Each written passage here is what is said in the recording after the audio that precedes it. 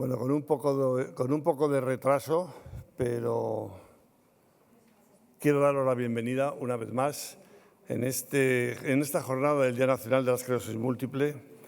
Buenas tardes a todos, bienvenidos un año más a los que estamos y a los que están conectados a través de Internet.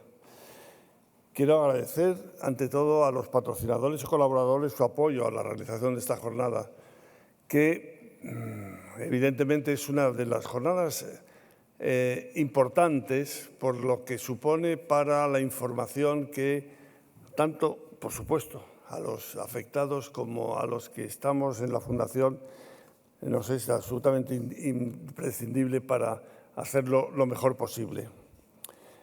Quiero dar las gracias a los ponentes que hoy nos acompañan, la doctora Mecayana, doctora Costa Fossar, doctora Oreja Guevara, y al director y moderador de la jornada, don Rafael Arroyo, por compartir esta tarde con nosotros, porque también la información que nos van a proporcionar es la información de las personas que saben. Los nuevos estudios sobre la progresión de la esclerosis múltiple, los biomarcadores y los criterios diagnósticos, todos son temas interesantísimos que recogen el presente y el futuro de la esclerosis múltiple. Un futuro que se plantea cada vez más esperanzador gracias a la investigación. Desde la Fundación de Esclerosis Múltiple Madrid seguimos poniendo nuestro grano de arena, haciendo llegar a todos los interesados las novedades que se están produciendo en este campo con nuestras jornadas divulgativas con motivo de este día. En la FEM siempre estamos trabajando para buscar el bienestar de las personas afectadas por esclerosis múltiple y que han pasado por nuestro centro a lo largo de estos 25 años. Son 25 años, está bien, y vamos a estar otros 25 años, mientras nos dé la salud y las ganas. Las ganas nunca nos van a faltar, que llevamos en funcionamiento. Quiero concluir mi intervención una vez más dando las gracias a los ponentes, a los patrocinadores, a los que nos acompañáis aquí y a los que están conectados nuevamente. Y a la Comunidad de Madrid, representada hoy por doña Alejandra Serrano, que clausurará el encuentro cuando hayamos tenido el debate, la conversación que nos van a proporcionar los ponentes. A la Fundación Areces y a su equipo humano, que siempre nos acoge con absoluta amabilidad y cordialidad. Entonces, sin más, cedo la palabra a don Rafael Arroyo, que moderará este encuentro. Rafa, tuyo.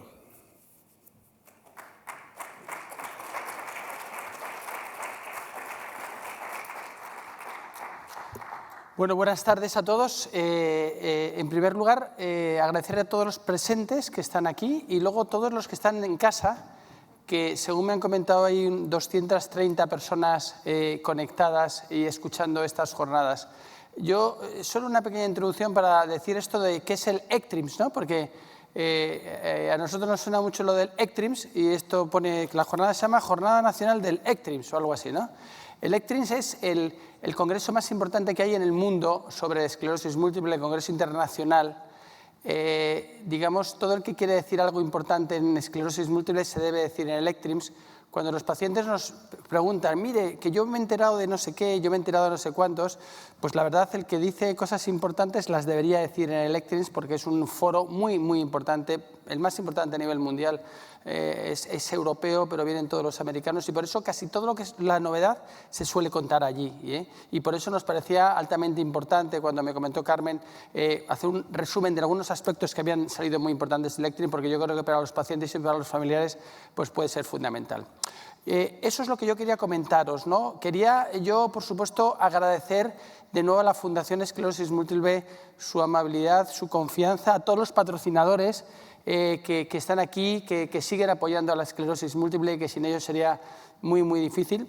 Y finalmente, bueno, comentaros que tenemos un grupo de 3 personas que son muy proactivas en el ECTRIMS, que son 3 neurólogas súper expertas y que además nos van a comentar las cosas que hemos decidido que podían ser más importantes, tanto diagnóstico como nuevos, eso que llamamos biomarcadores, que también comentará Virginia, o algunas novedades que hay en tratamientos y algunas cosas que van a ver. Yo creo que las jornadas son muy interesantes y los ponentes y las ponentes que van a estar aquí pues son extraordinarias. Así que, sin más, yo voy a ceder la palabra a la doctora Lucien Costa, que sabéis que está en el Ramón y Cajal, que nos va a hablar de que van cambiando los criterios diagnósticos. Lucien, muchísimas gracias.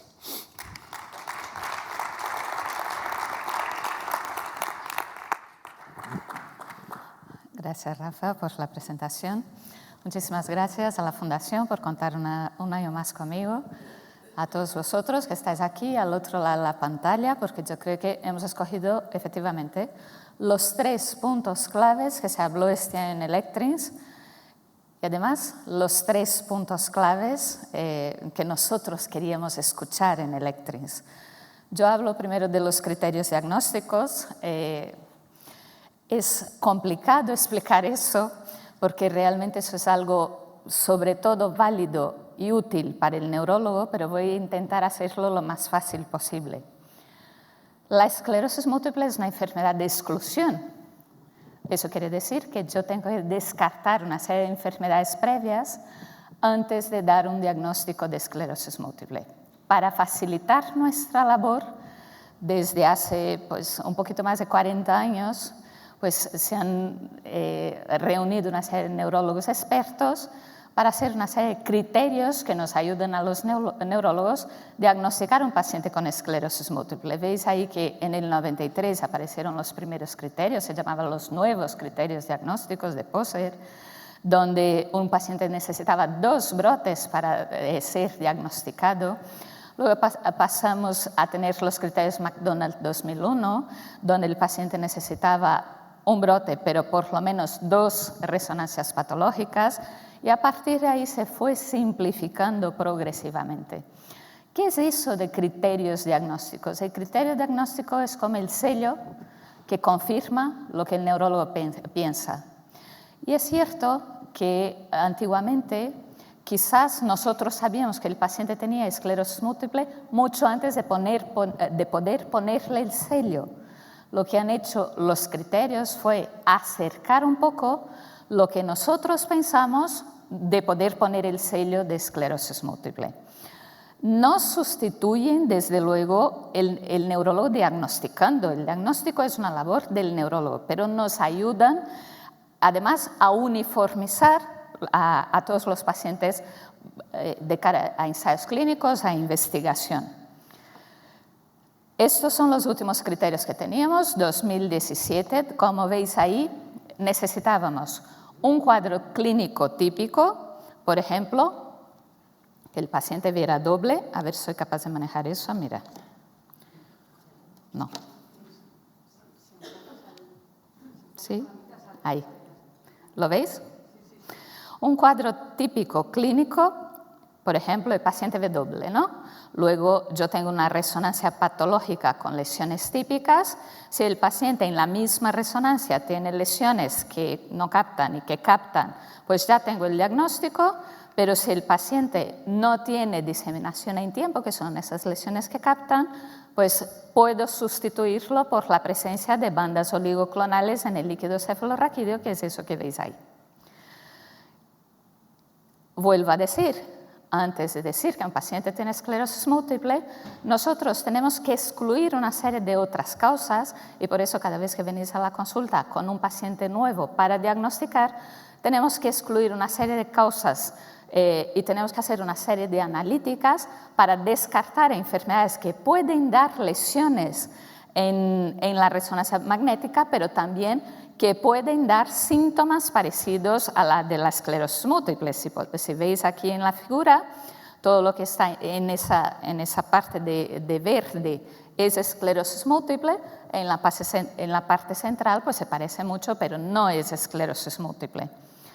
Hace ya casi 3 años, una serie de neurólogos especialistas de todo el mundo pues empezaron a trabajar en la revisión de estos criterios, porque a nosotros ya nos parecía que se quedaban cortos, dado que la investigación en múltiple crece muy deprisa. Y en ese Electrins, el doctor Xavier Montalbán presentó los resultados de esa reunión que tuvieron en Barcelona, donde una serie de 55 expertos internacionales con representación de África, de Sudamérica, realmente de Europa, Medio Oriente, prácticamente de todo el mundo, han decidido por consenso cuáles van a ser los nuevos criterios diagnósticos. Todavía no están publicados, por lo tanto hablar de criterios diagnósticos 2024 a esas alturas es un poco arriesgado y seguramente serán del 2025, no sabemos, pero es cierto que ya sabemos más o menos cómo van a ser. ¿Qué cambios hemos tenido en estos criterios?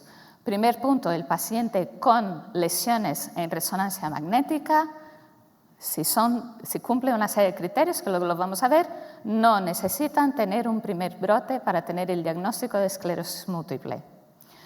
Segundo punto, el nervio óptico, las neuritis ópticas van a entrar a formar parte del diagnóstico de esclerosis múltiple. También se han actualizado algunos criterios como la diseminación en espacio, que luego os comento lo que es, y la diseminación en tiempo en resonancia. Diseminación en espacio en resonancia significa que hay lesiones típicas distribuidas por zonas típicas en el cerebro.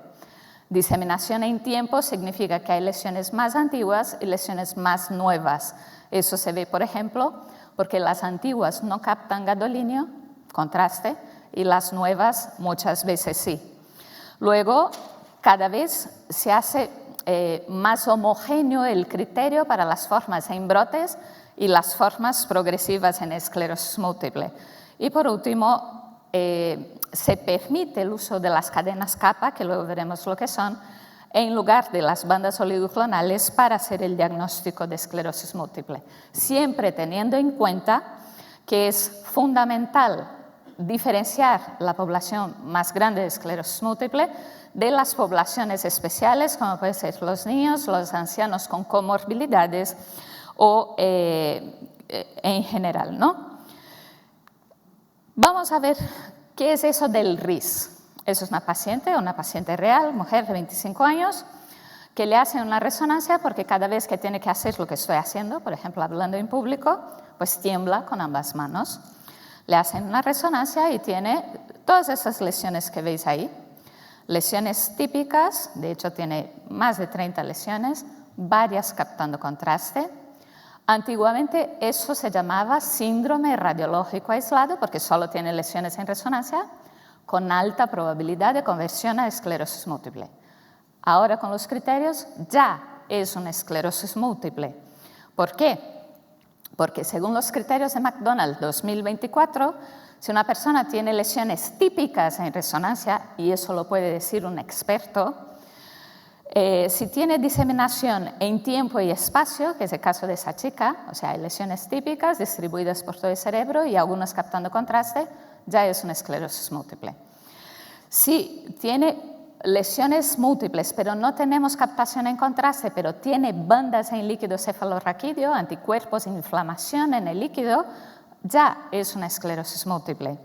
Y si tiene eso mismo, la diseminación en espacio, pero además unas lesiones especiales en resonancia magnética, que ahora las veremos, también ya es una esclerosis múltiple. Por lo tanto, por primera vez en la historia podemos diagnosticar la múltiple sin necesidad de síntomas clínicos, porque sabemos que esa enfermedad empieza varios años antes del primer brote. Fijaos, esa era la diseminación en espacio que teníamos en los criterios anteriores.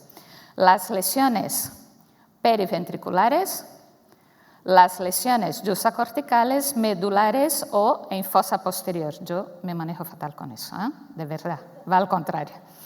Ahora también tenemos el nervio óptico, que veis ahí señaladito con la flecha, perdón. Según los criterios diagnósticos nuevos, yo puedo ver si hay afectación del nervio óptico por la resonancia, como estáis viendo ahí, pero también por potenciales visuales, si son alterados, o por tomografía de coherencia óptica. Son formas que el neurólogo tiene de detectar lesiones en el nervio óptico que no dan síntomas, pero que están ahí y que nos ayudan a hacer el diagnóstico según los nuevos criterios. Lesiones especiales en resonancia. Ahí veis dos tipos. Las lesiones con reborde paramagnético, las PRLs, que son mucho más raras, pero son muy específicas de esclerosis múltiple. Veis en la flecha amarilla cómo hay un reborde de hierro alrededor de la lesión. Eso es muy específico de esclerosis múltiple. Son muy raras, difíciles de ver en resonancia, tienen baja sensibilidad precisamente por eso, pero una alta especificidad. Y por otro lado tenemos el signo de la vena central. Las lesiones en esclerosis múltiple están alrededor de una vénula. ¿Veis cómo pasa la vénula justo en mitad de la lesión? Pues si un paciente tiene más de 6 de este signo de la vena central, más de 6 lesiones con ese signo, nos puede ayudar a hacer el diagnóstico. Claro, a mejor potencia de la resonancia, si tengo 1,5 teslas voy a ver pocas, si tengo 3 teslas voy a ver muchas más y si tengo 7 teslas pues voy a ver muchísima más. Y eso nos ayuda a diferenciar la esclerosis múltiple de las lesiones, por ejemplo, de la migraña, que también puede dar lesiones muy parecidas en resonancia. Y por último, una cosa que ha cambiado es que antes las bandas oligoclonales en líquido cefalorraquídeo, lo que siempre me preguntáis, ¿y eso qué es? Son anticuerpos en el líquido cuando hay inflamación. Pues antes, para el diagnóstico hacía falta bandas. Ahora, cuando hay inflamación y producción de esos anticuerpos enteros, también hay producción de como restos de estos anticuerpos, que son las cadenas ligera capa, y eso se ve en líquido cefalorraquídeo. Tiene grandes ventajas. Es una medición que es estandarizada y no depende del inmunólogo que está haciendo la medición. Por lo tanto, es mucho más fácil y mucho más, mucho más disponible en muchos laboratorios, pero a la vez también tiene un inconveniente. Es precisa, igual que las bandas, pero es menos sensible. Por eso nosotros hemos hecho un trabajo donde decimos que si las capas son positivas, estupendo, no hay que seguir buscando, pero si las cadenas capas son negativas, merece la pena hacer las bandas porque realmente va a rescatar hasta un 40% de pacientes que son negativos en cadenas capa. Por lo tanto, no sé cómo voy de tiempo, tú me dices. En cuanto a los criterios diagnósticos de 2024, el algoritmo es una locura, ¿eh? Síndrome radiológico aislado, si yo tengo 2 topografías diferentes, imaginaos, periventriculares o en médula, son 2 topografías diferentes. ¿Qué necesito para decir que un paciente tiene esclerosis múltiple? Que el paciente tenga bandas o cadenas capa, que tenga signo de la vena central en por lo menos 6 lesiones en resonancia o que tenga diseminación en tiempo, lesiones que captan contraste o más lesiones en la resonancia siguiente. Esa es fácil. Siguiente. Pacientes que han tenido un primer brote. Si yo tengo una única topografía, pero si el paciente tiene el líquido más los signos de la vena central, el líquido más una PRL, diseminación en tiempo y signo de la vena central, diseminación en tiempo y una PRL, puedo llamar a ese paciente esclerosis múltiple. No os agobiéis, que eso nosotros lo tenemos que aprender. Cuando el paciente tiene 2 o 3 topografías, es mucho más sencillo porque al final siguen siendo los criterios de McDonald del 2017.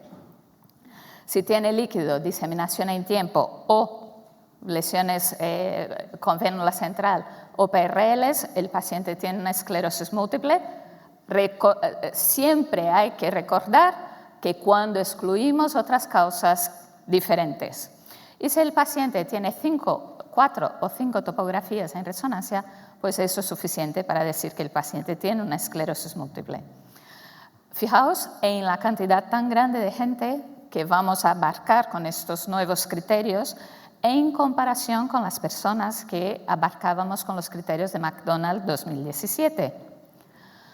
Otra cosa importante que también cambia, que en las formas primariamente progresivas que antes tenían criterios completamente distintos o muy distintos, Aquí lo que necesitamos es que el paciente tenga una progresión de por lo menos 1 año, sigue siendo un diagnóstico retrospectivo, pero que utilicemos más o menos la misma forma de diagnosticar a los pacientes. La presencia de 2 lesiones en médula en esas formas progresivas, al contrario de las formas en brotes, ya nos indican diseminación en espacio para los criterios diagnósticos. Muy importante tener en cuenta las poblaciones especiales que hemos dicho antes. Pacientes mayores que tengan más enfermedades asociadas, sobre todo migraña, sobre todo enfermedad cerebrovascular, pues es recomendado que tenga por lo menos una lesión en médula, signo de la vena central y líquido positivo.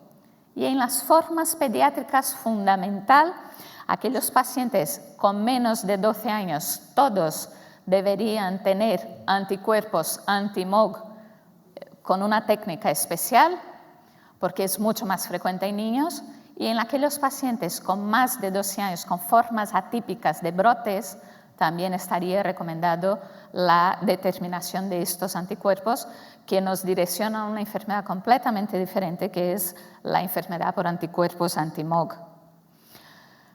Preguntas pendientes que quedan para la próxima revisión de los criterios diagnósticos, que Dios sabe cuándo se va a hacer.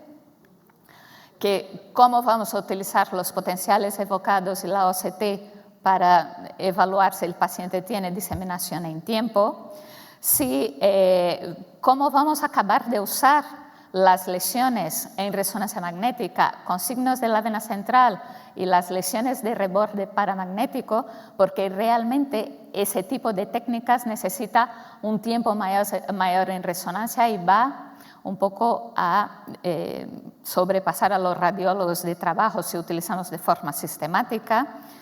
Que hay formas menos frecuentes de esclerosis múltiple, como puede ser la esclerosis múltiple solitaria, que el rendimiento de los criterios habrá que medirlos en poblaciones especiales, como todo el territorio latán, los negros o los asiáticos, y que tenemos una serie de biomarcadores de los cuales va a hablar la doctora Meca a continuación, emergentes y muy útiles que pueden ayudarnos.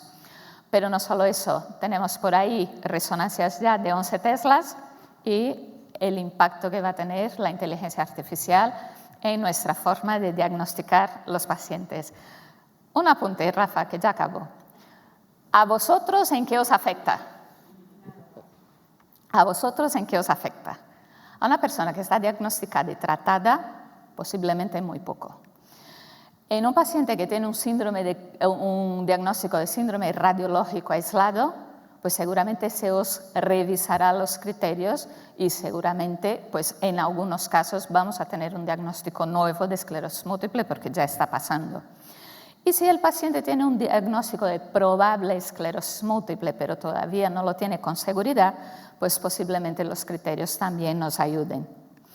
Diagnóstico más precoz, técnicas más complejas, criterios más complejos, posibilidad de que haya mucha gente que no tiene esclerosis múltiple que se diagnostique por gente menos experta y desde luego eso va a suponer que volvemos a ser potenciales, volvemos a hacer de forma más masiva la OCT y desde luego resonancias mucho más largas. Eso somos nosotros en Electrins. Gracias. Después, ¿no? Muchas gracias, Lucien. La verdad es que, como veréis, para que te diagnostiquen esclerosis múltiple hay que ir a gente experta. Y esto sí que es una conclusión, porque hasta nosotros mismos estamos dándole vueltas a las cosas, porque es difícil diagnosticar a veces esclerosis múltiple, sobre todo como queremos diagnosticarlo pronto y diagnosticarlo bien, ¿no? Luego habrá preguntas y seguro que Lucien nos las aclara todas. Bueno, vamos a seguir hablando de algo que también está ahora mismo es muy importante y es...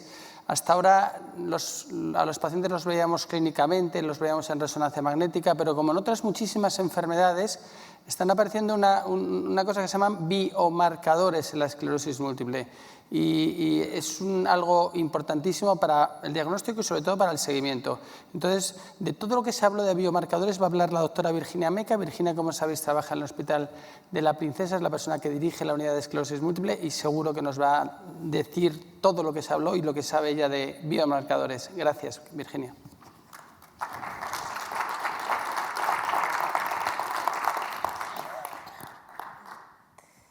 Bueno, buenas tardes a todos. Antes de empezar, pues quiero agradecer la invitación un año más para participar en esta reunión y sobre todo pues agradeceros el que pongamos al día del ECTRIMS, de las últimas novedades. Además, el ECTRIMS del año que viene es en Barcelona y el último día de ECTRIMS siempre se hace una jornada para pacientes. Y bueno, pues creo que es algo bien interesante que vayamos familiarizándonos con este tema porque hay que estar bien informados todos y que os contemos esto, creo que es interesante. A mí me ha tocado un tema y os voy a hablar de un tema que yo creo pues, que es de los más importantes. En realidad, como decía Lucien, los 3 temas son los más importantes. Y es el de los biomarcadores. Y me voy a detener solamente en los biomarcadores en serológicos, en los biomarcadores en líquido. No voy a hablar de resonancia magnética porque creo que son los que más han cambiado o van a cambiar o están cambiando la forma de manejar la esclerosis múltiple, porque os diría que son futuro, pero es que son presentes, los estamos tocando, los estamos viviendo ya y van a modificar realmente el cómo vamos a manejar la enfermedad, cómo estamos manejando la enfermedad. Voy a empezar a hablaros de varias jornadas. Vais a ver muchas imágenes del propio congreso, ¿vale? Pues porque nosotros también hacemos nuestros resúmenes del congreso, congresos del resumen de congreso, y os pongo imágenes de estas reuniones. Y en esta sesión se habló de varios de estos biomarcadores. De uno de ellos, del primero que voy a hablaros, ya os ha hablado algo Lucien, porque es un biomarcador que se ha incluido en los criterios diagnósticos que, brillantemente ha resumido Lucien con lo difícil que era. Que son las cadenas ligeras libres kappa. Este biomarcador no es nuevo, es algo que es un marcador que ya se conoce desde hace tiempo. Cuando nosotros hacemos punciones lumbares para hacer el diagnóstico de la esclerosis múltiple, buscamos unas inmunoglobulinas, que son estas sustancias, a ver si no me tengo que pelear con el puntero y con esto, sí, bien, que son estas estructuras, y las cadenas ligeras libres kappa pues son trocitos de esas, unas proteínas de esas estructuras, ¿no? Que se liberan al líquido cefalorraquídeo y se producen por las células B. Bueno, pues estas cadenas nos ayudan al diagnóstico, son más fáciles de medir que las bandas oligoclonales, como ha dicho Lucien, porque no es medirlas y mirarlas, no necesitas un personal tan experto y tan cualificado, sino que es un número. Se mide un índice y al establecer un punto de corte con un número, pues puede ser significativo o no. Estas cadenas libres kappa, además, pues se han hecho revisiones en los 3 últimos años aproximadamente de cómo de importantes son, de cómo de rentables son y de si se pueden incluir y son igual de buenas que las bandas oligoclonales. Y veis aquí, esta imagen que os pongo es el análisis de un montón de estudios, esto se llama metaanálisis, de un montón de estudios sobre las cadenas libres kappa y las bandas oligoclonales. Y bueno, pues se ha encontrado que son igual de sensibles y específicas, es decir, son igual de buenas, igual de fiables para establecer el diagnóstico.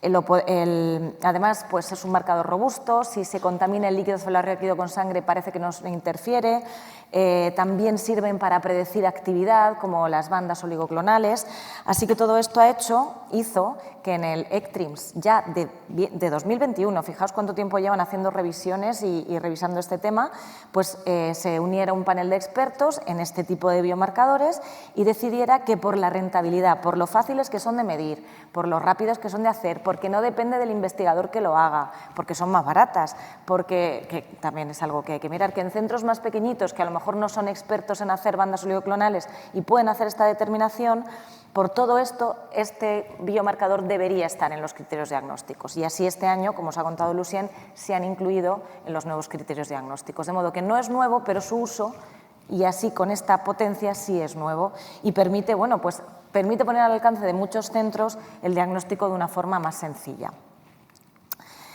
Los siguientes biomarcadores de los que voy a hablar fueron los biomarcadores que coparon todo el congreso, se habló muchísimo de ellos. Os voy a hacer un poquito de resumen del global y después os voy a nombrar algunos de los estudios más importantes porque se presentó muchísima información, porque hubo mucha información de estos dos biomarcadores por motivos obvios y que ya lo vais a entender bien, ¿no?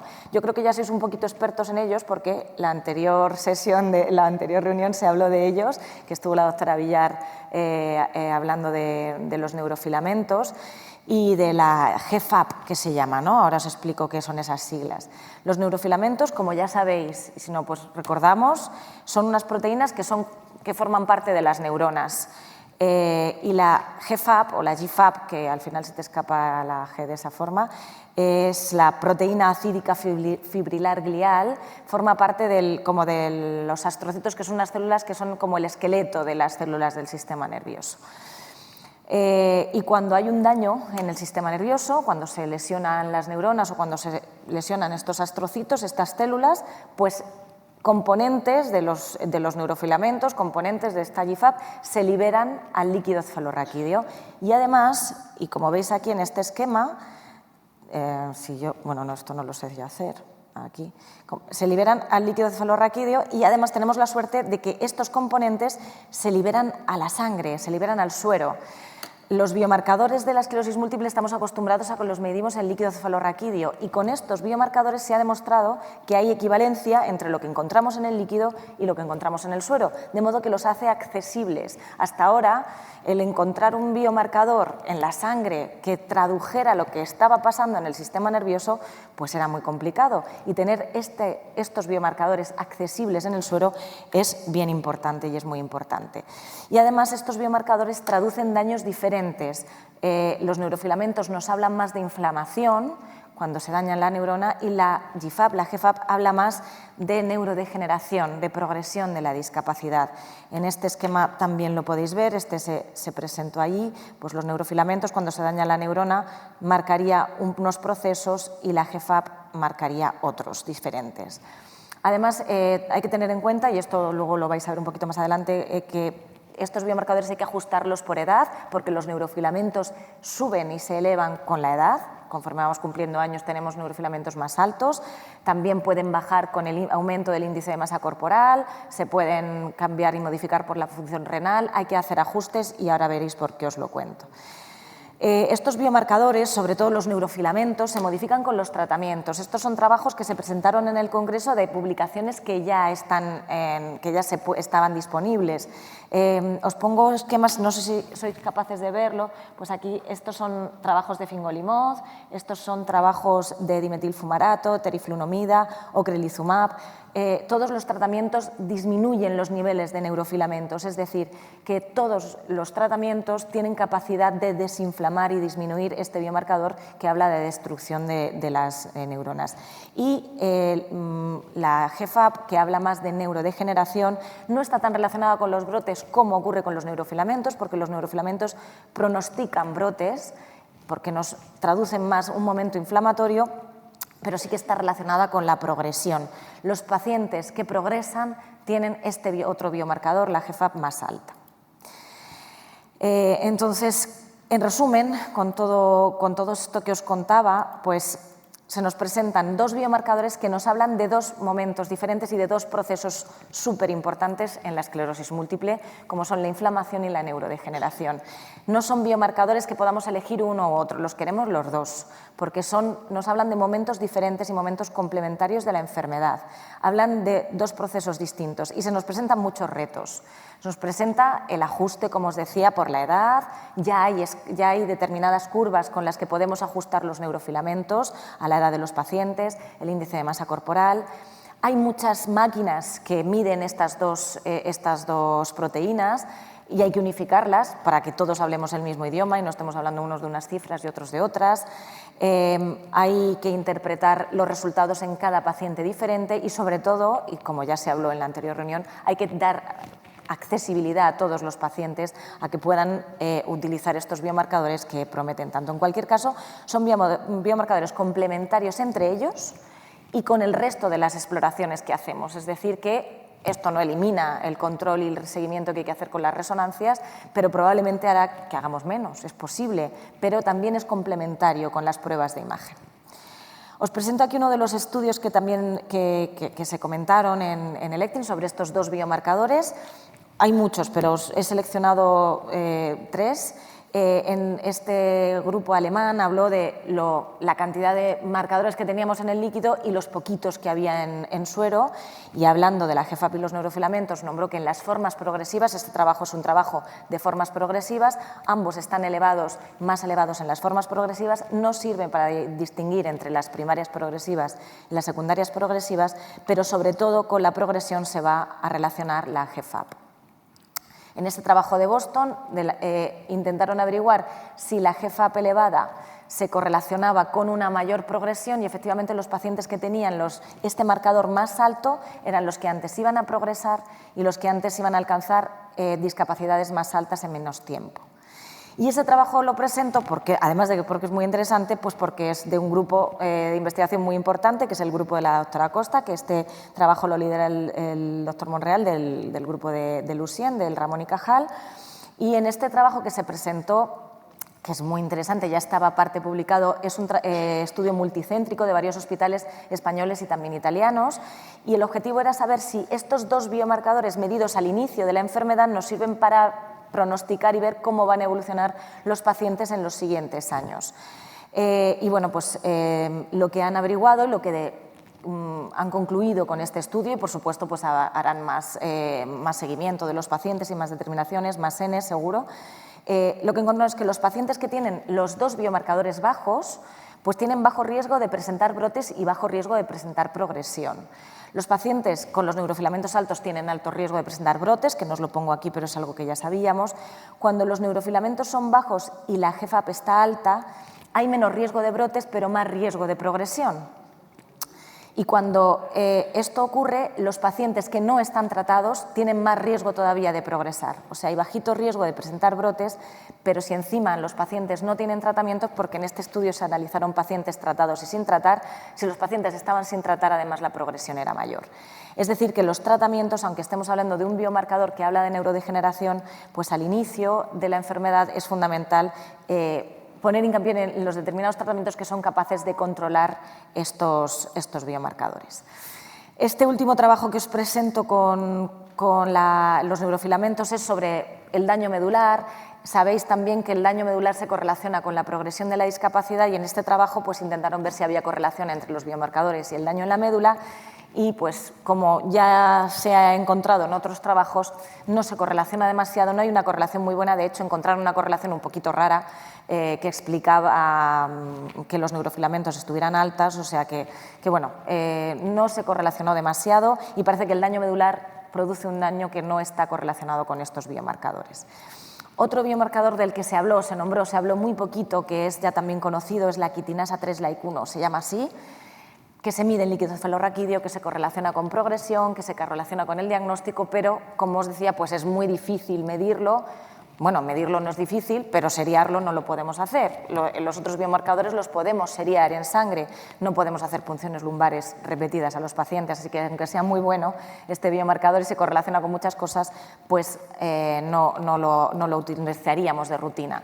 Y luego, pues otros factores del complemento. El complemento son unos componentes del sistema inmune que sí que se correlacionan con la progresión, que sí en líquido y en suero tendrían esa correlación. Bueno, presentaron un par de estudios pequeñitos y hace falta un poquito más de evidencia. Y para terminar, y esta es mi última diapositiva, nombrar solo esto, que me parece que es muy interesante a nivel de investigación, que no es algo que vayamos a utilizar en práctica clínica, pero que a nivel de investigación sobre el trasfondo de la enfermedad creo que es muy importante, y es la proteómica. La proteómica es como el mapa de la enfermedad, y mostraron este grupo de Ámsterdam, de un hospital muy importante que hace esclerosis múltiple, mucha investigación en esclerosis múltiple, presentaron cómo la proteómica, el mapa de cada uno de los pacientes a nivel de las proteínas, podía diferenciar entre dos pacientes aparentemente iguales. Presentaron dos pacientes que se comportaban de inicio aparentemente igual, que habían tenido los mismos brotes, que habían sido tratados con el mismo tratamiento, pero que su evolución había sido completamente diferente. Eso, a los ojos de un clínico, a los ojos de nosotros, de los médicos, cuando os vemos, pues no es posible. Pero a los ojos de la proteómica sí es posible distinguir entre dos pacientes distintos. Es muy útil, por tanto, este tipo de investigación para conocer bien los procesos más profundos de la enfermedad y, bueno, aunque sea en forma de investigación y no lo vayamos a utilizar ni a corto ni a medio plazo en la clínica porque es muy complicado y esto sí son técnicas muy, muy complejas, pues es interesante que se esté investigando en esto y que haya muchos centros y grupos de investigación que profundicen en esto para conocer mejor la enfermedad. Estas son las conclusiones, hablar de que las cadenas kappa ligeras pues, se han incluido en los criterios diagnósticos como una forma más sencilla de diagnóstico de la enfermedad, que los neurofilamentos son un biomarcador que nos ayuda a detectar actividad inflamatoria, que predice brotes, que predice inflamación, que es necesario ajustar por otros niveles de confusión y que la GFAP es un marcador de neurodegeneración, un marcador predictor de progresión y que parece que normalizar estos biomarcadores ayuda a controlar mejor la enfermedad. Y esto es todo. Muchas gracias.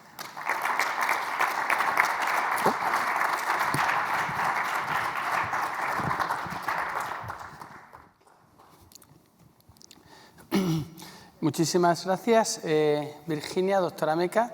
Como veréis, además lo vive con intensidad y fuerza.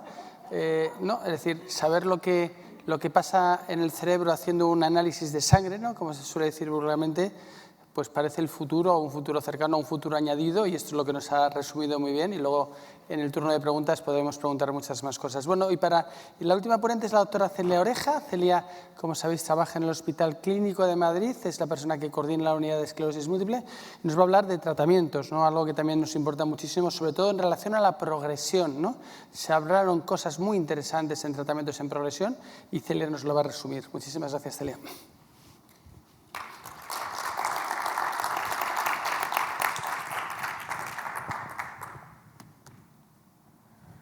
Hola, buenas tardes a todos, a los aquí presentes y a los que están online. Bueno, muchas gracias, agradecer a Carmen. Justo me llaman ahora. Muchas gracias, agradecer a Carmen y a la Fundación de Esclerosis Múltiple haberme invitado una vez más y también a las compañías farmacéuticas que hacen posible esta reunión. Bueno, yo voy a hablar del tema, yo creo que el tema estrella en el Congreso eran los tratamientos. Y el tratamiento es a la progresión. Llevamos muchos años pidiendo un tratamiento para la progresión. Creo que cada vez que dábamos aquí, justamente en estas jornadas, hablábamos de tratamientos, siempre venía la progresión. Y lo mío, ¿para cuándo? ¿Cuándo va a haber un tratamiento para la progresión? Bueno, pues va a haberlo. O sea, va a haberlo y esperemos que lo aprueben en el año 25. Pero ya están los estudios y lo vamos a tener. Aunque no os creáis, esto ha sido un largo proceso. Yo ahora lo explicaré, este tratamiento ha sido un largo proceso. Yo estoy en el comité global, el comité mundial de este tratamiento y no os lo vais a creer, pero a nosotros nos avisaron un viernes por la noche a las 12 de la noche a conectarnos online con Estados Unidos y creo que estábamos todos más nerviosos, como si nos hubiera, yo qué sé, tocado un premio y no hablábamos ninguno. O sea, a los 5 minutos hasta que se conectaron todos era silencio puro porque nadie sabía, o sea, no sabemos si nos iban a decir hemos fracasado o hemos tenido éxito, porque la verdad que podíamos fracasar y como ya se había fracasado justo el año anterior, estábamos todos pensando este es un nuevo fracaso, le hemos liado. Pero no, afortunadamente ha sido un éxito y ahora os voy a explicar. Entonces, para explicaros el tratamiento, voy a explicar un poquito las células, a ver si me sale a mí. Sí. Vale, pues hasta ahora todos los tratamientos que teníamos para lo que es para la remitente recurrente, para la inflamación, para quitar brotes, para quitar para que no haya tantas lesiones en la cabeza en la resonancia, lo que hacíamos era intentábamos modular o matar o quitar las células T y las células B, ¿vale? Eran, digamos así, nuestros enemigos, ¿no? Lo que llamamos la diana. O sea, si queríamos tratar la esclerosis y queríamos quitar la inflamación y queríamos quitar los brotes, teníamos que o tener tratamientos frente a las células T o tratamientos frente a las células B. De hecho, hemos visto últimamente que los más eficaces para esto eran los tratamientos frente a las células B, los famosos llamados anti-CD20, ¿vale? Y con esto, todos los tratamientos que tenemos basados hoy en día se basan o actúan sobre las B o sobre las T o sobre los dos. Pero claro, hasta ahora estábamos tratando la inflamación y lo que nos preguntamos era ¿qué queremos tratar? Queremos tratar la progresión. Lo que queremos es que cuando un paciente ya no tiene brotes y sigue caminando peor y cada vez peor, o cada vez tiene más síntomas pero no tiene brotes, eso que llamamos la progresión, pues no podíamos tratarla, ¿no? Entonces ahora llega, sabíamos, no es que es nuevo, que hay otro tipo de células que es lo que se llama del sistema inmune innato, que hay otras células que estas son las que están dentro del cerebro y tienen que ver con la progresión, ¿vale? Tienen que ver con la progresión, con la degeneración, ¿vale? Esto también tiene que ver con el Alzheimer, con el Parkinson, o sea, con varias enfermedades neurológicas. Y de todas estas que están en el cerebro, las que más nos importan ahora es la microglía. Entonces nosotros sabíamos que si queremos actuar sobre la progresión tenemos que entrar al cerebro. Y de eso llevamos muchos años intentando con los distintos tratamientos entrar al cerebro para poder cambiar o modificar las células que están allí dentro y que son las responsables de que haya progresión en la enfermedad, aun cuando los pacientes no tienen brotes. Ya, digamos así, las secundarias progresivas, ¡buah!, me llaman a todo el mundo. Las secundarias progresivas que ya no tienen brotes, las primeras progresivas que no tienen brotes, o los que tienen brotes pero que a pesar de todo progresan, ¿vale? Entonces ya teníamos claro que teníamos que ir los tratamientos tenían que actuar sobre otra cosa diferente, que es lo que se llama la microglía. Entonces, ¿por qué? Nosotros sabemos que hay pacientes que ya no tienen brotes, pues porque tienen buenos tratamientos, pero a pesar de todo van a peor. Pues caminan peor, tienen más alteraciones de la vejiga, tienen más alteraciones cognitivas. Eso lo sabemos desde hace mucho, esto no lo hemos inventado. Yo hace poco tenía un libro de Óscar Fernández, que ya es un histórico, y era la primera edición de su esclerosis múltiple y en la 4ª o 5ª página ya lo dice. Los pacientes progresan de una forma silente, poco a poco, independiente de los brotes. O sea que eso se sabía, lo que pasa es que no se le había puesto nombre. Entonces sabemos que los pacientes, a pesar de los brotes, aunque no tengan brotes, pueden seguir progresando, ¿vale? O sea, y luego las últimas fases, lo que llamamos la secundaria progresiva, progresan más y las primeras progresivas progresan desde el principio. Entonces nos hemos dado cuenta que hay varias cosas, ¿no? Que yo puedo tener un brote y puedo recuperarme completamente del brote, entonces es un éxito, tengo brote, tengo un síntoma, veo mal, veo borroso, me dan corticoides y me recupero completamente y veo bien. Esa es una opción, ¿vale? Es la opción 1. Luego tengo la segunda opción que normalmente es más frecuente, que es que yo tengo un brote, por ejemplo, veo borroso, me dan corticoides, me recupero, pero no del todo. Y como no me recupero del todo, hago secuelas. Y eso es lo que ahora se llama así, RO, que es lo que se llama brote con secuelas, que sería esto. Yo tengo un brote, no me recupero del brote y me quedan secuelas, con lo cual yo antes estaba perfecto, estaba de 10 y ahora resulta que ya no veo bien, veo un poco borroso, ¿vale? Entonces ya es una secuela que se me ha añadido, ¿no? O sea que yo ya estoy empezando a tener una secuela que no tenía antes. Y luego tenemos pacientes, pues lo que he dicho antes, que yo ya no tengo brotes, o porque tengo muy buen tratamiento, o porque estoy en una secundaria progresiva, no tengo brotes, pero cada vez voy a peor, que es lo que se ha llamado de muchas formas, y en español yo creo que lo más esto es llamarlo la progresión silente, lo que estamos llamando ahora el PIRA, pero bueno, el PIRA es una progresión silente, o sea que el paciente progresa poco a poco, va muy despacio, pero no es como consecuencia de los brotes, ¿vale? No tiene que ver ni con los brotes ni con la inflamación. Es simplemente la degeneración, lo que conocemos de otras enfermedades neurológicas como el Alzheimer o como el Parkinson. Entonces, estábamos buscando un tratamiento que sea para esa progresión, ¿vale? Para esa que lo que nosotros llamamos silente, eso que no hay inflamación y que no hay brotes. Vale, alguien llama, que no soy yo. Vale, entonces, estamos buscando fármacos. Fármacos, que llevamos años diciéndolo aquí, es la necesidad no cubierta, fármacos para la progresión. Entonces, encontrar unos fármacos que es una clase, ¿no? Es como si decimos refrescos de cola, ¿vale? Pues es una clase que se llama los inhibidores de la BTK. Y estos tratamientos se caracterizan, porque hay una enzima que es la BTK, se caracterizan porque van a la inflamación aguda, o sea que estamos contra las células B, que son las que ya conocíamos, los linfocitos B que conocíamos, que ya estamos tratándolos con los anti-CD20 y con otros tratamientos más, y al mismo tiempo son los primeros que hemos encontrado que van también, entran en el cerebro y van a lo que hemos dicho antes, a la microglía. O sea que teníamos un grupo de tratamientos que se llaman los inhibidores de la BTK, que van a actuar sobre las células de la sangre, de la periferia, las células B, y al mismo tiempo van a entrar en el cerebro y van a ir a lo que se llama la microglía, la microglía es buena y mala, ¿vale? Pero por lo menos la parte mala de la microglía es que es la que hace que se produzca la progresión, ¿vale? Que haya degeneración en el cerebro. Entonces estábamos buscando este tipo de tratamientos, encontramos unos que se llaman los inhibidores de la BTK y dijimos, pues eureka, ya lo hemos encontrado. Entonces, lo que he dicho antes, estos tratamientos van a la célula B, que ya conocíamos, que era la de la inflamación, ¿vale? La de los famosos anti-CD20, ocrelizumab, ublituximab, ofatumumab, rituximab, que ya los conocemos, también la clarina va un poco ahí en la célula B, o sea que esto ya lo conocíamos, que son los que reducen la inflamación, y vamos también a lo que se llama la microglía y los macrófagos, ¿vale? O sea que estamos actuando en la inflamación aguda y en la progresión. Vale, esto es fácil, yo lo estoy contando y fácil, pero no os imagináis la cantidad de años que llevamos detrás de esto. Vale, entonces estos que se llaman los inhibidores de la BTK, para resumir, modulan la respuesta adaptativa, que era lo que hacíamos hasta ahora, y la innata, que es lo nuevo. Casi todos ellos no solo van a actuar en la sangre, sino que también actúan en el cerebro, que es donde los necesitamos. Y lo que estamos haciendo, no hay una depleción de los linfocitos B, sino que lo que estamos haciendo es los restauramos. Lo que estamos haciendo es estamos intentando eliminar la microglía y modular los linfocitos B. Bueno, con todo eso ya estábamos contentos, habíamos encontrado por lo menos algo que servía para las dos cosas y podíamos encontrar algo para la progresión. Entonces empezamos, estos eran los posibles candidatos.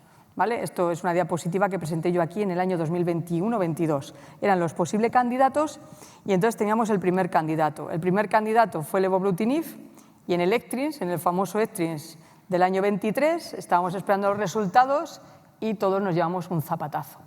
O sea, el primer BTK fracasó y resultó que realmente, que aunque pensábamos que iba a ser un tratamiento para la inflamación y para la progresión, pues demostró que era igual que la teriflunomida, que hacía lo mismo que la teriflunomida y no nos servía, ¿vale? Entonces, la verdad que nos quedamos todos bastante tristes, neurólogos, pacientes y laboratorios, y pensamos que la cosa se había acabado. Entonces entró una especie de, vamos a decir, de presión, porque pensamos si el primer BTK ha fallado, tampoco la industria quiere ya seguir investigando, los neurólogos ya no tenemos tanta confianza y los pacientes han perdido la ilusión.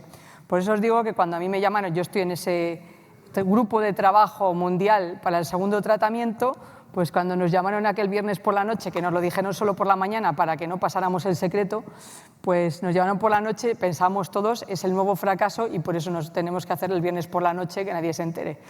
Pero no, afortunadamente nos llamaron para decirnos que había funcionado. ¿Vale? Y esto es de lo que yo voy a hablar ahora. Es el segundo tratamiento, por eso lo he puesto ahí en blanco, este ha funcionado y ahora lo voy a explicar. Y es el primer tratamiento que abre las puertas a tratar la progresión. Estos que hay aquí son los que todavía quedan. El fenebrutinib, creemos que saldrá, si todo se acaba, pues acabarán los estudios entre el 25 y el 26, porque está haciendo 2 estudios también. Y el remibrutinib, pues probablemente 26-27, y este no está claro si al final va a acabar o no va a acabar. Pero bueno, tenemos todavía 2 más, ¿vale? Pero ahora ya tenemos el primero y es el que yo voy a explicar. El tolebrutinib, se empezó a estudiar hace ya varios años, se hizo lo que siempre se llama un fase 2 y se hizo el fase 2 frente a placebo y bueno, pues cuando se hizo el fase 2 frente a placebo se vio que sí que reducía las lesiones inflamatorias, ¿vale? Este lo voy a pasar un poco más rápido. Entonces, bueno, sacaron los resultados, hicieron un análisis de dosis y vieron que con la dosis de 60 miligramos pues funcionaba y que era lo mejor que podíamos hacer. Entonces, a raíz de ese fase 2 se hizo un fase 3. Este fase 3 ha estado varios años y es el que ha dado lugar al estudio Hércules. Yo lo voy a presentar en español porque lo presentamos en el ECTRIMS en inglés y lo he presentado yo en la Sociedad Española de Neurología en español y era más fácil. Vale, entonces, hemos presentado este estudio y os voy a preguntar, este estudio, con este tratamiento, viene a dar respuesta a lo que siempre hemos estado esperando, que se trate la progresión. Entonces, el primer estudio es un estudio hecho para pacientes de esclerosis múltiple, secundaria, progresiva, sin brotes, ¿vale? Todos los estudios que se han hecho hasta ahora de secundaria progresiva sin brotes habían fallado. El estudio de la biotina, el estudio del natalizumab, el estudio de la quinimod, todos los, ya no me acuerdo todos los que ha habido, pero todos los que ha habido de secundaria progresiva sin brotes, todos habían fallado hasta ahora. Y este es el primero que ha funcionado. Entonces lo que se hizo fue, en pacientes con secundaria progresiva que no tenían brotes, pero a lo mejor tenían lesiones nuevas o que captaban gadolinios, o sea, un poco de inflamación podía ser que tuvieran, pero no tenían ningún brote, miramos esos pacientes frente a los pacientes que no habían recibido nada, porque hasta ahora no había ningún tratamiento para la secundaria progresiva sin brotes. Y lo que se vio, y ha sido, yo creo, la gran esperanza para todos, para los neurólogos, porque tenemos algo más que trabajar, para los farmacéuticos, porque si no, el mundo estaba acabado si este hubiera fallado, y para los pacientes, porque por lo menos ya hay una esperanza. Este es el primero, a mí me recuerda un poco a cuando salió el betaferón, o sea, no es que sea el mejor del mejor, pero es el inicio del primer tratamiento que va a poder empezar a tratar la progresión. Y este es el resultado más importante de todo. O sea, este es el resultado por el que años y años han estado los pacientes en los ensayos y un montón de gente trabajando para que funcionara algo. Y es que hay una diferencia en la progresión de un 31% entre los pacientes tratados con el tolebrutinib y los pacientes tratados con placebo. O sea, este es el resultado que va a hacer que el tratamiento se apruebe. Y va a ser un tratamiento que luego explicaremos la indicación, pero que sabemos que está reduciendo la progresión, porque esto lo que se miraba era cómo reducía la progresión en los pacientes de secundaria progresiva. Se vio que a 6 meses lo reducía, también lo reducía a 3 meses y también una cosa importante, que había un grupito de pacientes que no solo le reducía la progresión, sino que además le mejoraba la progresión. ¿Vale? Y también lo que he dicho al principio, que salió ya en el fase 2, que reducía las lesiones nuevas. ¿Vale? Pero lo más importante es el efecto del tolebrutinib en la progresión. Entonces, hay efectos secundarios y lo más frecuente, no hay muchos, pero lo más frecuente son las infecciones. Como siempre, estos tratamientos siempre tienen las infecciones urinarias y las infecciones respiratorias. Solo voy a ir a una cosa. Y entonces, las infecciones respiratorias y urinarias, eso está en todos los tratamientos que son un poco más de eficacia o de muy alta eficacia. Eso no nos preocupa mucho. Esto se ha mirado y se ha visto que es verdad que hay algunos pacientes que les suben las transaminasas, sobre todo este grupo es el que más preocupa, es muy pequeño, es un grupo de un 0,5% de pacientes y entonces por eso en este tratamiento al principio vamos a tener que mirar, como solo pasa, sobre todo en los primeros 90 días, vamos a tener que sacar más sangre al principio. No se sabe, espero que sea cada 2 semanas, no cada semana. Cada 2 semanas habrá que sacar sangre al principio durante 3 meses para evitar que haya pacientes que no los veamos y que les suban las enzimas del hígado. Esto es una cosa parecida, también pasó al principio en la teriflunomida, que también subían las enzimas del hígado, pero no subían tanto como aquí, ¿vale? Subían sobre todo por aquí. Vale, y entonces este es el primer estudio y las conclusiones es que el tolebrutinib es el primer estudio que reduce la progresión de la enfermedad en pacientes que ya no tienen brotes, ¿vale? En pacientes que prácticamente no son inflamatorios, que era lo que estábamos buscando. Hay un segundo estudio del mismo tratamiento, ya con esto voy a acabar. Este estudio se hizo el mismo tratamiento en pacientes que tenían esclerosis múltiple remitente recurrente, con brotes. ¿Por qué se hizo? Porque os he enseñado que estos tratamientos van a las células B, como los anti-CD20, y van a la miocroglía, que es lo nuevo. Entonces se hizo un estudio pensando, pues a lo mejor podemos también, reducimos la inflamación y reducimos la progresión a la vez. ¿Qué pasó con este estudio? En este estudio se comparó con teriflunomida, que cada vez la teriflunomida que la comparamos sale mejor, es más potente que anteriormente. Entonces, eran pacientes con brote remitente recurrente que se comparaban con la teriflunomida. Y lo que salió en cuanto a inflamación, que era igual, o sea que en cuanto a brotes, reducía los brotes de la misma forma que la teriflunomida. No es que no los redujera, pero es que lo hacía de la misma forma que la teriflunomida, con lo que veis aquí. Entonces, para un neurólogo esto no es malo, porque está reduciendo los brotes igual que la teriflunomida. Pero claro, si tú quieres traer un tratamiento nuevo al mercado, no puedes traer algo igual que el anterior y encima más caro, ¿vale? Entonces el objetivo era realmente bajar los brotes. Entonces los brotes eran, la reducción de brotes es igual, como veis aquí, que la de la teriflunomida. Entonces, realmente no se va este tratamiento a aprobar para reducir brotes, pero lo mejor fue que cuando miraron a la progresión de la enfermedad en pacientes que tenían brotes, también salió significativo. O sea, pacientes con brotes que tenían progresión, había una diferencia entre el tolebrutinib y la teriflunomida, y era una diferencia significativa, 6 meses a 3 meses. Con lo cual, ¿qué se concluyó? Pues que este tratamiento, en los 2 estudios, ha demostrado que sirve para reducir la progresión. Con lo cual quiere decir que es el primer tratamiento que tenemos que reduce la progresión a pesar de que no haya brotes, a pesar de que sean pacientes que han estado muchos años con la enfermedad. Entonces, este tratamiento va a servir para eso. Vamos a tener que monitorizar las enzimas del hígado porque a los primeros 90 días puede ser que suban y eso es importante monitorizarlas. Y también se ha visto que en pacientes con brotes, esa pequeña progresión que va poco a poco, que no la vemos, pero que está ahí, también va a poder reducirla. Entonces, ¿cuál va a ser la indicación? O sea, lo que está claro es que reduce la progresión en los 2 grupos de pacientes. ¿Cuál va a ser la indicación? No lo sabemos. Aquí hay una cuestión política, económica y de muchas cosas, regulatoria y tal, no sabemos. Sabemos que casi seguro va a salir para pacientes secundaria progresiva sin brotes, pero esperamos, y es lo que se va a presentar, es distinto lo que se presenta en América con lo que se presenta en Europa. Lo que se va a presentar en Europa, bueno, yo lo sé porque estoy en el grupo, lo que se va a presentar en Europa se va a intentar que no solo sea para pacientes con secundaria progresiva sin brotes, sino que también para pacientes con remitente recurrente que están progresando. ¿Vale? Eso es lo que se va a intentar en Europa, no sabemos lo que van a financiarlo. Vale, pues entonces, esta sería mi conclusión. Tenemos ya un tratamiento que sabemos que sirve para la progresión, es un 30%, claro, todos querríamos que lo quite un 90%, pero de momento es el primer paso para tener otros tratamientos, ya sabemos el camino para tener otros tratamientos que puedan reducir la progresión. Muchas gracias.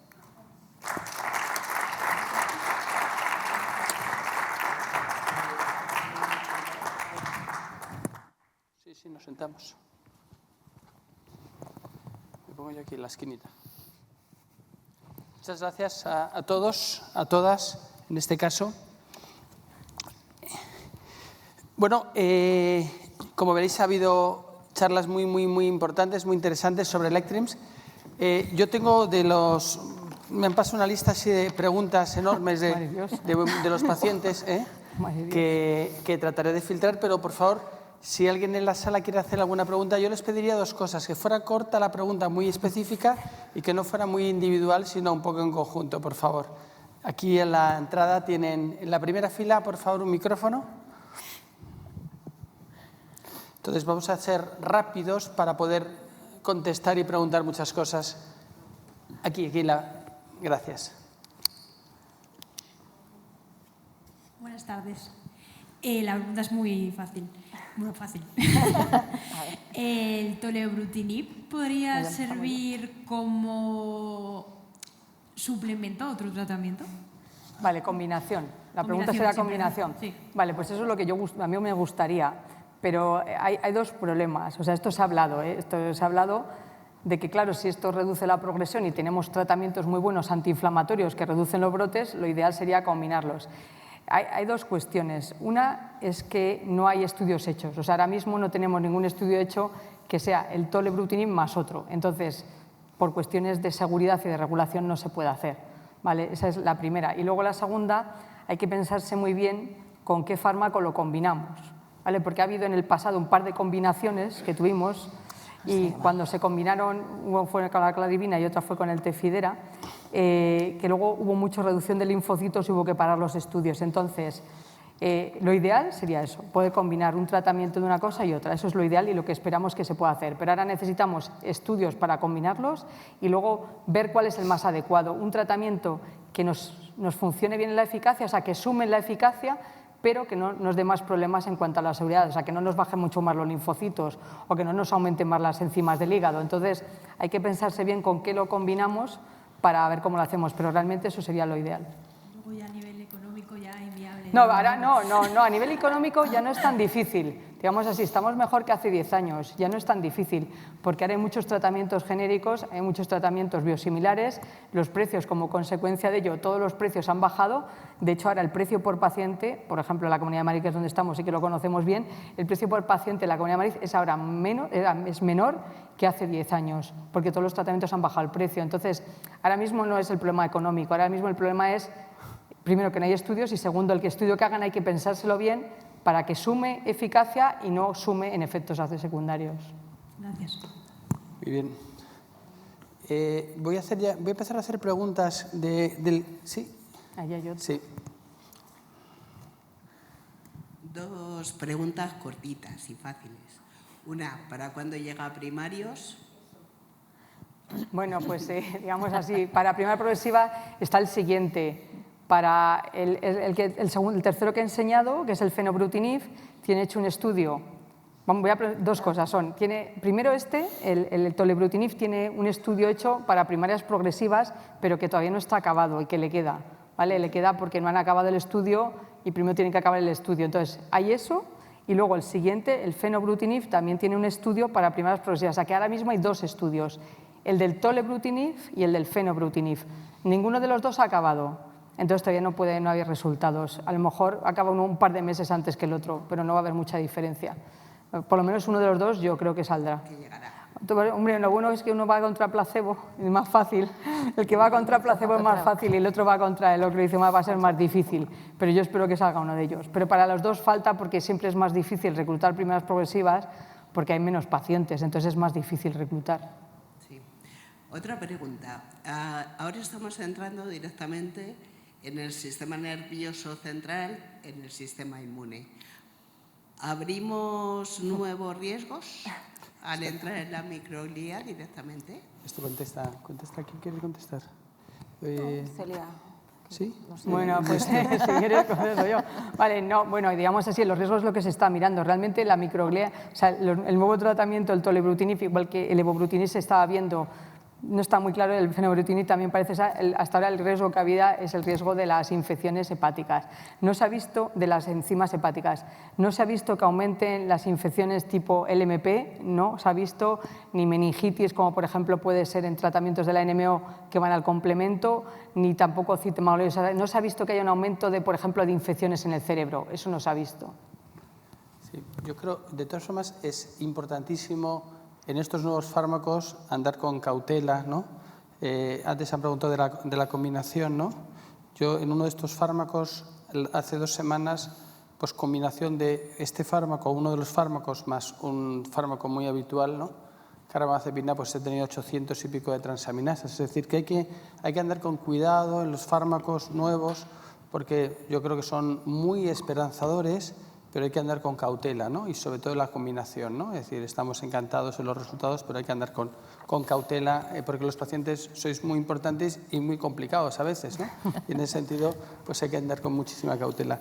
Voy a hacer una pregunta que me hacen por aquí y me decían, hablando de los nuevos criterios diagnósticos, cuando esto, doctora Costa, Lucien, ¿cuál crees tú que de todo es lo más importante para los pacientes, de los nuevos criterios diagnósticos? Lo has expresado muy bien. Es muy complicado, a mí me parece difícil. ¿Cuál crees? ¿Lecturas así muy para los pacientes? El RIS.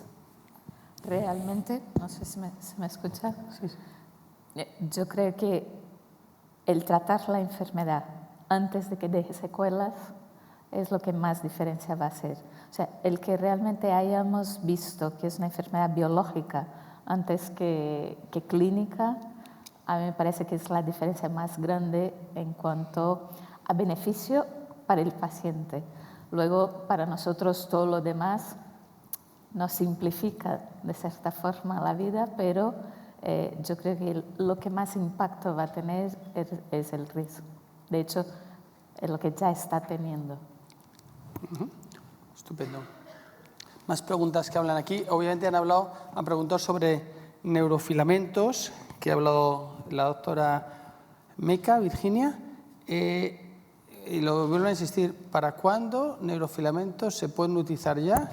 Y eso que has utilizado, esa cosa rara que has hablado de la GFAP, ¿qué tanto crees en ello? ¿Esto qué es? No voy a repetir. A ver, los neurofilamentos, lo que se transmitió en ECTRIMS acerca de estos biomarcadores fue como mucha cautela, tener precaución, cómo los vamos a implantar. Son unos biomarcadores que al menos yo diría que nosotros aquí en España estamos arrancándonos más rápido que en otros sitios aplicándolos a la práctica clínica. Son unos biomarcadores que nos dan información de cómo están las cosas. Cuanta más información tengamos, mejor. Los neurofilamentos nos hablan de inflamación, de riesgo de inflamación, de pronóstico. La GFAP que habla, la GFAP que habla de neurodegeneración también es un factor pronóstico, entonces cuanto más sepamos sobre la enfermedad de un paciente, mejor la sabremos atacar. Así que los neurofilamentos antes, probablemente la GFAP un poquito más tarde, los tenemos que poder estar usando ya. Y yo creo que es una realidad que nosotros, somos centros que lo estamos utilizando, los estamos tocando y cuanto más lo usemos, más sabremos. Pero con cautela también, siempre, porque todos esos retos que os ponía ahí que faltan en investigación, pues son preguntas que hay que responder y ahí son asuntos que hay que resolver, pero yo creo que es un biomarcador que tenemos y que lo vamos a implantar y que nos da información y hay que usarlo.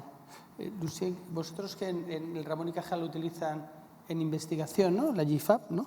Hay pocos centros en España y en el mundo donde se haga, bueno, en práctica clínica no se debe utilizar porque no está bien, ¿vale? Pero en investigación hay algunos centros que se utilizan y en el Ramón y Cajal lo están haciendo.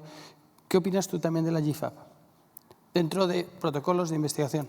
Claro, dentro de todo lo que no sabemos, lo que sí ya conocemos es que parece que va a ser un buen biomarcador de cara a la progresión, indudablemente, y que posiblemente sea un buen marcador a la hora de decisiones terapéuticas iniciales.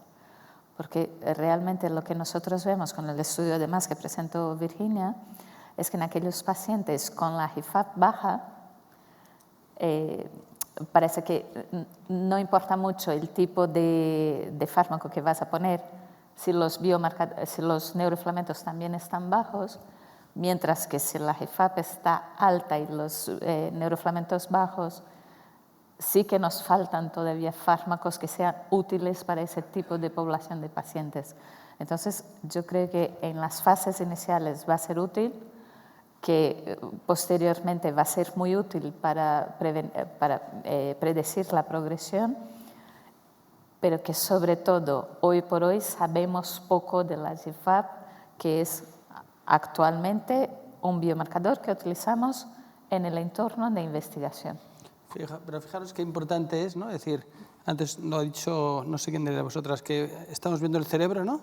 Resonancias, investigación, y ahora por medio de eso, de un análisis de sangre, esperemos en futuros muy cercanos, nos puede ayudar a definir muy bien lo que está pasando en un cerebro de un paciente con esclerosis múltiple, ¿no? Lo cual es algo importantísimo. No hay que hacer una punción lumbar, que quieras que no, bueno, pues si hay que hacerla, se hace, sin ningún tipo de problema para diagnóstico, pero repetidamente hacer punciones lumbares pues no es lo más ideal y lo más agradable. En cambio, repetir en un análisis de sangre nos puede ayudar y por eso la importancia que tiene toda esta parte de biomarcadores. ¿Sí? Es decir, en todos estos nuevos tratamientos se va a medir la GFAP en todos ellos, porque justamente para eso, para saber si el tratamiento va a funcionar o no va a funcionar, es que los resultados no se han salido todavía porque tienen 100.000 resultados que hacer. Pero en todos estos, tanto el del tolebrutinib como los siguientes, todos están midiendo la GFAP y los neurofilamentos para ver de lo que nos van a servir. Pero lo importante es conseguirlos ya luego que tengan una utilidad en la práctica clínica. Entonces se está midiendo en todos los estudios.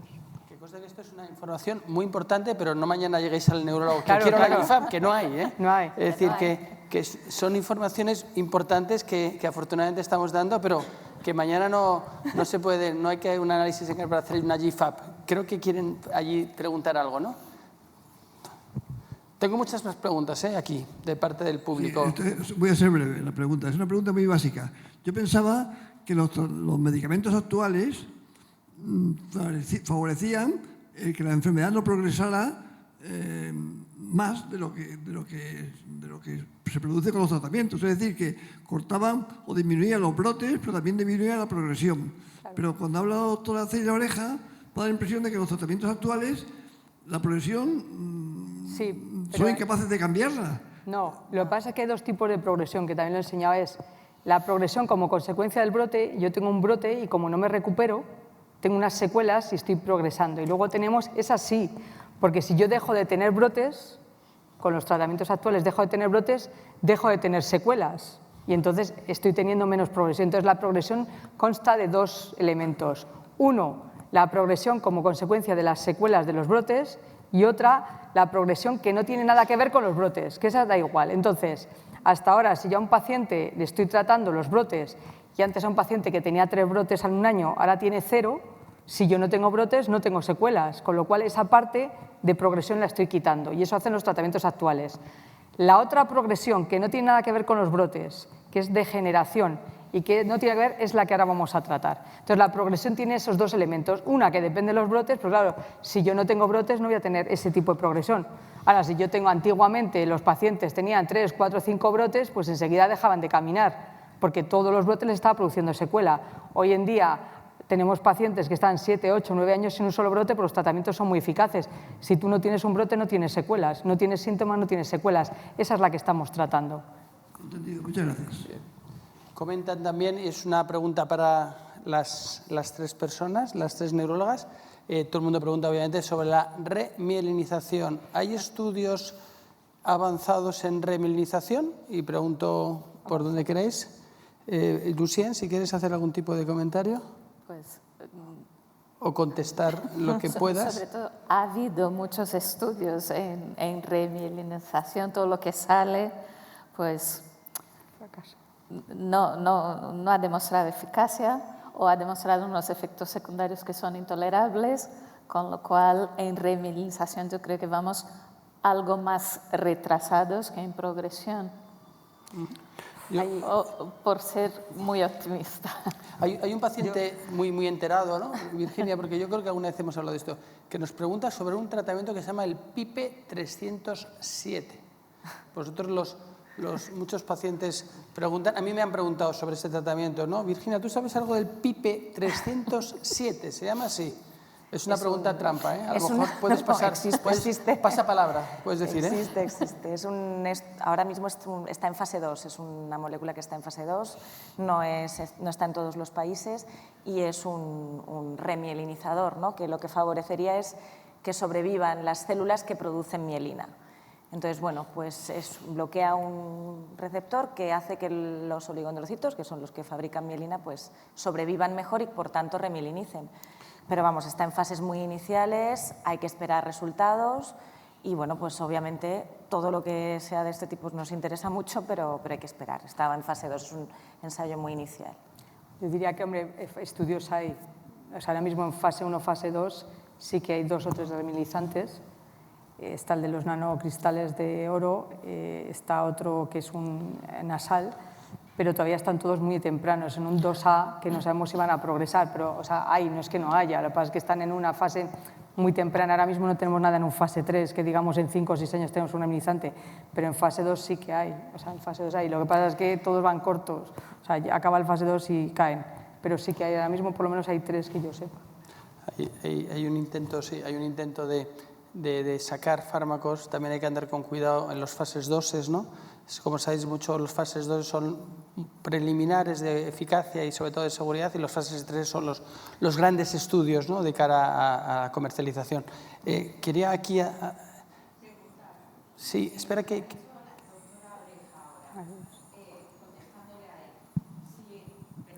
Vale, que si entonces los tratamientos actuales lo que hacen es favorecer que desaparezca esa parte de, no sé cómo ha dicho, de la progresión, entonces sí, los que somos primarias progresivas, que no tenemos brotes, ¿para qué nos sirve el ritu o el ocre o lo que estemos Bueno, vamos a ver, es que el ocrelizumab... Nunca me había planteado que la progresión tuviera 2 partes, entonces, claro, me he quedado alucinada. Digo, entonces, ¿para qué me estáis medicando? No, vamos a ver, no es que tuviera 2 partes, digamos, si siempre hemos hablado de progresión, sabíamos que siempre... Pero es que ahora se ha visto que hay esas 2 partes, como tú dices, esos 2 elementos. Entonces, realmente el ocrelizumab está aprobado para pacientes con primaria progresiva con actividad, o sea, pacientes que sí que tienen inflamación. O sea, el ocrelizumab no está aprobado para pacientes sin inflamación. Entonces, el rituximab es un asunto aparte. El rituximab es off-label, el rituximab no tiene estudios hechos. Bueno, tiene un estudio hecho en primaria progresiva, pero no está aprobado. Entonces, el ocrelizumab sí que está aprobado, pero está aprobado para primaria progresiva con actividad. O sea, quiere decir que son pacientes de primaria progresiva que tienen o brotes o lesiones que captan gadolinio o lesiones nuevas. O sea, es un paciente que tiene actividad. Por eso es un paciente que le estamos quitando esa actividad con el ocrelizumab y las secuelas derivadas de esa actividad que le están provocando progresión. Está solo aprobado para eso. Otra cosa es que la gente lo puede usar para otras cosas, pero aprobado es primaria progresiva con actividad.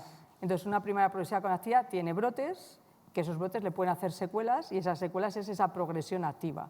¿Vale? Entonces, por eso está aprobado.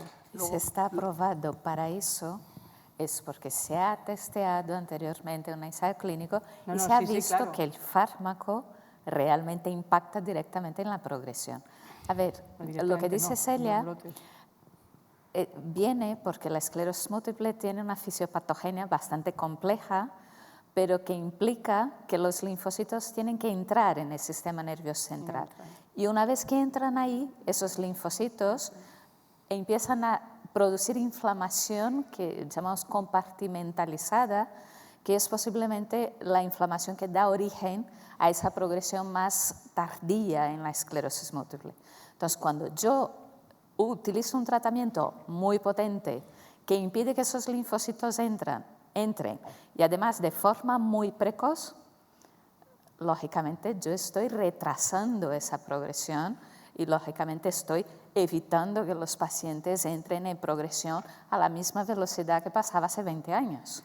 Y perdonadme también, esta progresión independiente de los brotes, todos los tratamientos que utilizamos han demostrado eficacia en disminuir la progresión, porque también tienen esa capacidad. Lo que pasa es que ningún ensayo había tenido estos resultados con este objetivo, pero los estudios los tratamientos que usamos tienen estudios que han demostrado ralentizar la progresión independiente de los brotes, si no, no los usaríamos. Y ocrelizumab, aunque la indicación financiada está para las formas progresivas con actividad, en el ensayo clínico demostró que ralentizaba, no paraba, ralentizaba la progresión de la discapacidad con actividad y sin actividad. O sea que, quiero decir, los fármacos que usamos no son perfectos, porque al final siempre hablamos de ralentizar, pero tienen su evidencia y por eso los usamos. Que cada vez tengamos herramientas más especializadas en determinadas partes de la enfermedad es estupendo, pero usamos los fármacos porque tienen su evidencia, o sea que...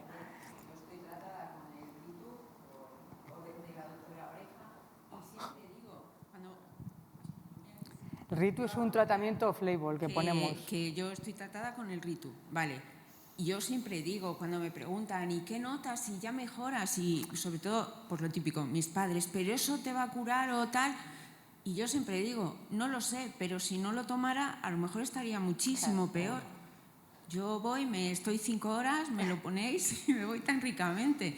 Entonces, claro, ahora me he quedado, digo, entonces el Ritu realmente me ayuda. El Ritu está quitando la inflamación y la progresión derivada de la inflamación. Sí, yo he tenido una vez, como es lo del gadolinio, esas cositas. Pues por eso. Porque si tienes gadolinio, cuando te gadolinio tienes inflamación, entonces por eso.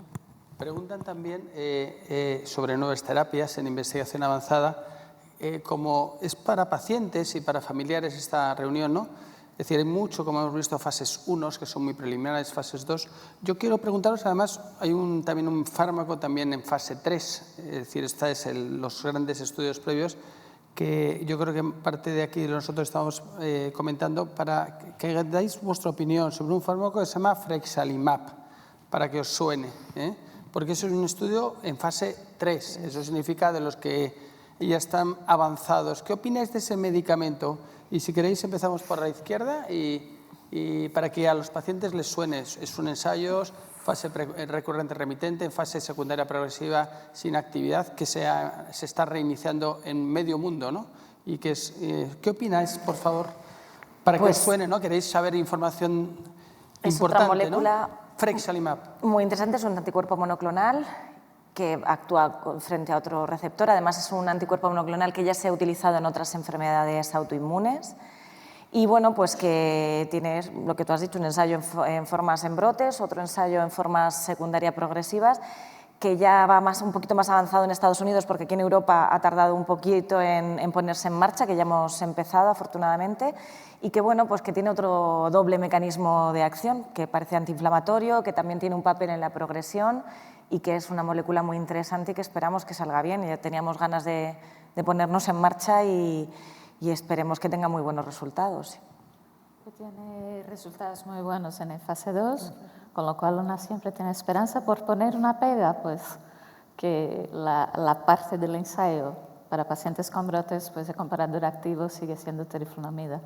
Y creemos que tenemos que avanzar en ese sentido y poner comparadores activos que nos permitan meter en ensayos clínicos pacientes con mayor actividad. Bueno, yo también estoy en el comité de este tratamiento mundial y no es fácil lo que has dicho, es muy difícil porque intervienen muchas cuestiones económicas, cuestiones de seguir trabajando. Entonces, desde luego antiinflamatorio va a ser un potente antiinflamatorio porque es un anticuerpo monoclonal anti-CD40. Yo creo que es muy pronto para decir si realmente va a funcionar con el mecanismo dual frente a la progresión. Creo que es pronto porque el fase 2 todavía tampoco sobre todo ha dicho que es un gran antiinflamatorio. Y es que es difícil hoy en día hacer un ensayo frente a otra cosa que no sea trifluminal, es muy difícil, porque son muchos millones y después de lo que ha pasado con el epobrutinib, creo que todo el mundo, todos los laboratorios se han dado cuenta que los fracasos son posibles y bueno, claro, lo que no queremos es que se acabe la investigación en esclerosis, ¿no? Entonces, si las cosas van saliendo, si va habiendo pequeños éxitos, la investigación sigue. Si hay muchos fracasos, la investigación se para. Entonces, bueno, es difícil. El comparador para los neurólogos ideal sería otro, pero hay muchos otros factores y ese es el problema. Sin duda. Bueno, pero este es un estudio, ¿no? Frexal Freviva en recurrente remitente secundario progresiva sin brotes, muy interesante. El primer paciente de España creo que lo ha metido la doctora Meca, sí. Lo ha randomizado, y todos los que estamos aquí presentes tenemos esa opción en pacientes que no están respondiendo bien a tratamiento, sobre todo en secundario progresivo sin actividad, que hay un montón, desafortunadamente, y bueno, yo creo que hay que dar optimismo porque hay cosas nuevas y que tenemos que seguir haciendo cosas. ¿Algún comentario más? Porque tengo muchas preguntas, pero bueno, podríamos estar aquí. ¿Algún comentario en la sala, por favor? ¿Alguna cosa? Bueno, pues yo, si os parece, porque además yo creo que hay que ser muy generoso con el tiempo de todo el mundo, yo voy antes de cerrar la mesa, voy a dar paso a nuestra directora general, que ellos siempre me lo ponen bien, nuestra directora general de atención a personas con discapacidad de la Comunidad de Madrid, que nosotros nos vamos a quedar aquí y va a cerrar el acto antes de dar las gracias también a todas las personas que han contribuido. Cuando quieras, por favor. Gracias por estar aquí.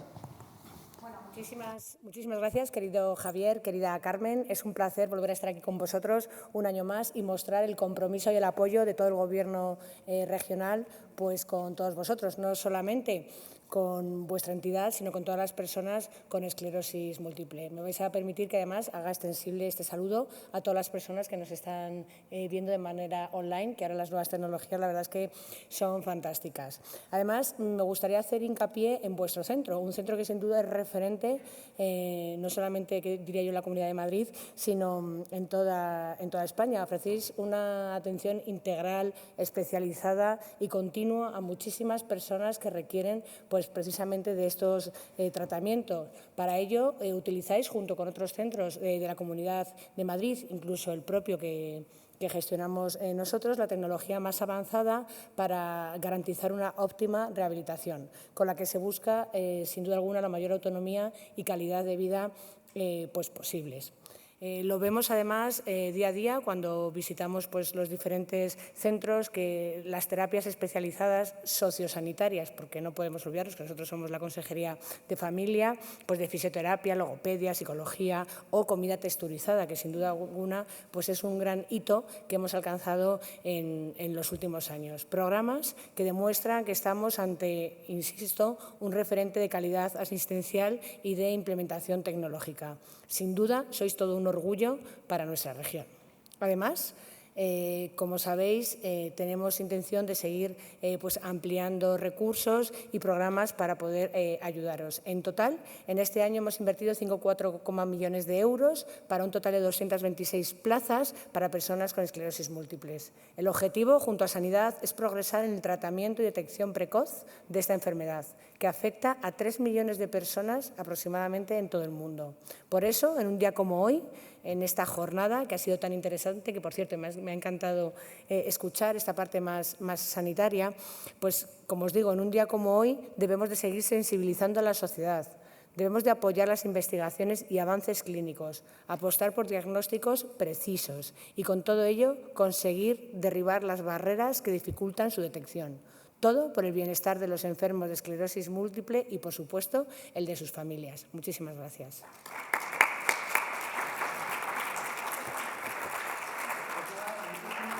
Muchísimas gracias a todos los que están aquí presentes, a todos los que están en casa escuchándonos.